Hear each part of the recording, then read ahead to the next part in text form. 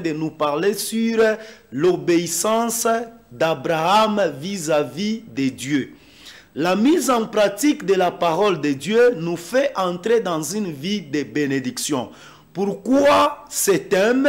C'est un thème que nous sommes en train d'exploiter à la communauté des pentecôtistes au Congo, Béthanie. D'ailleurs, dans ce mois d'août, c'est le thème que l'apôtre Simon Biaboko nous a donné. Nous sommes en train de partager ce thème. C'est une faveur bien-aimée dans le Seigneur de nous connaître. Peut-être l'alliance de notre Père va aussi vous plonger dans la mise en pratique de la parole de Dieu. Moi, j'ai toujours expliqué le péché, c'est quoi? Dans un mot, le péché, c'est la désobéissance à la parole de Dieu. Toute forme de définition et toute dimension d'explication que vous pouvez me donner, mais je vous donne dans un petit mot, le péché, c'est la désobéissance à la parole de Dieu. L'homme peut commettre un péché dans plusieurs dimensions. Il y a ce que nous appelons la loi. La loi, elle est catégorisée dans 3 dimensions.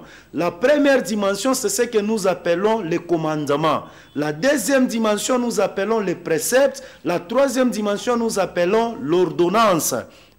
C'est-à-dire la première dimension, les commandements. La deuxième dimension, les préceptes. Et la troisième dimension, l'ordonnance.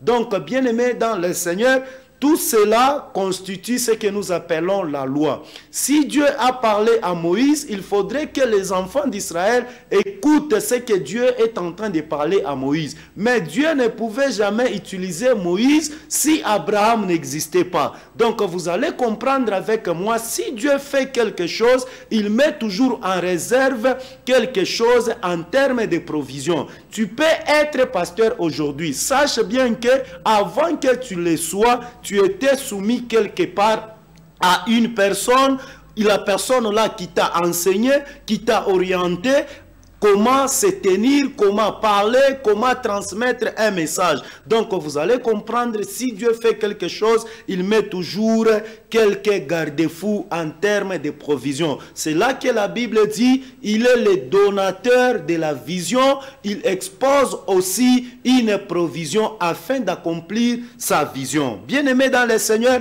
Abraham, Dieu lui dit de quitter. Il va quitter où? Il quittera son pays, il quittera sa famille, il quittera la maison de son père, il va se rendre là où Dieu va l'indiquer. Pendant que Dieu est en train de donner l'ordre à Abraham, Dieu ne lui avait pas dit là où il sera. Mais Dieu lui a dit d'abord de quitter. Lorsque tu quittes, moi-même je vais t'indiquer là où tu iras.